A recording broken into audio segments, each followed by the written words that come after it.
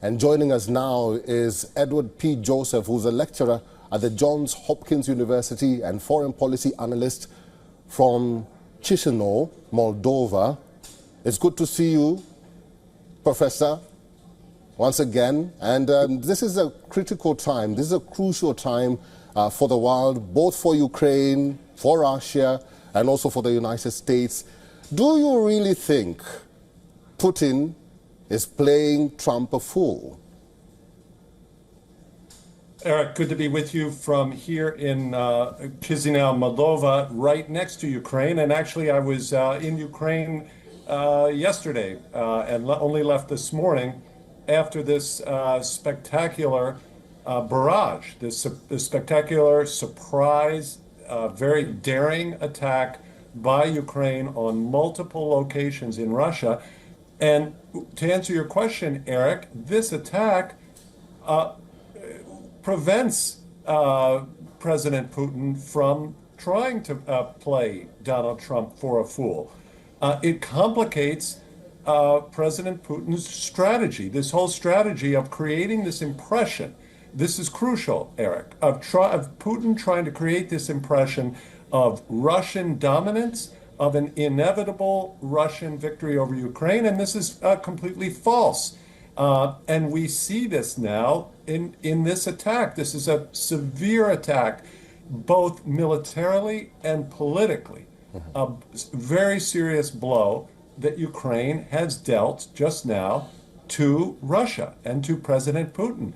It demonstrates the Ukrainian capacity, first, to keep secrets, to prevent Russian intelligence from knowing about such a complex operation that was reportedly planned for months.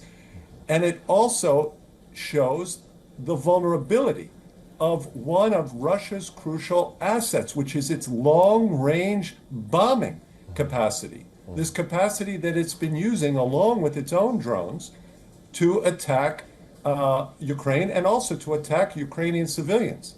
In this case, Ukraine, these spectacular attack on air bases was purely against military targets. And it Professor also Joseph, demonstrates, please. Professor Joseph, let me come in here and ask you this, because when Ukraine attacked these Russian bombers in Siberia, there are questions of who gets the upper leverage. Is it Ukraine or Russia during the talks in Istanbul? And now the talks have concluded, but there's no way that we will ever get to know if the peace talks were discussed during the meeting. But what happens next after this? Because now we are only talking about prisoner exchanges. We are not talking about peace. So what happens next? Eric, of course, you put your finger on the key question here. And let me say this, the word leverage is crucial that you used. And what happened with these 5 attacks that were in Siberia and other locations around Russia, this has removed that Russian leverage that you spoke about. Russia believed that it was entering into these talks with the upper hand, but that's no longer the case. So now the sides have equaled their leverage, and this presents a political problem for President Putin, because the United States now, President Trump, who has said, we will see, you heard in your package, President Trump saying, we will find out if Russia is tapping us along. You see, President Trump's eyes are now on Russia.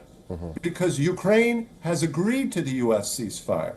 Ukraine has agreed to the mineral deal with the United States. Ukraine has presented constructive proposals in Istanbul to release prisoners and to release the children who've been stolen, and for an immediate ceasefire, which is what President Trump has called on and called for.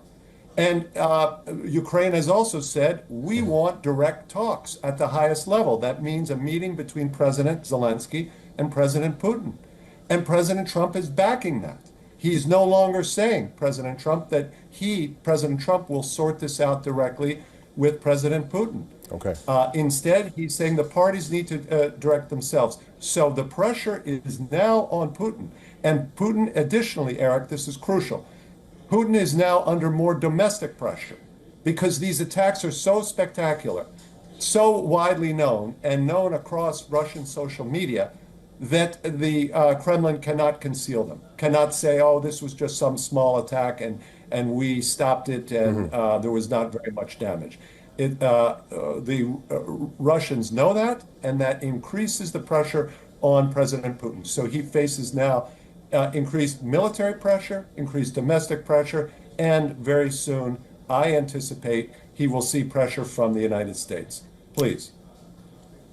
Edward P. Joseph, thank you very much for talking to us. We'll have to leave it there. You're welcome.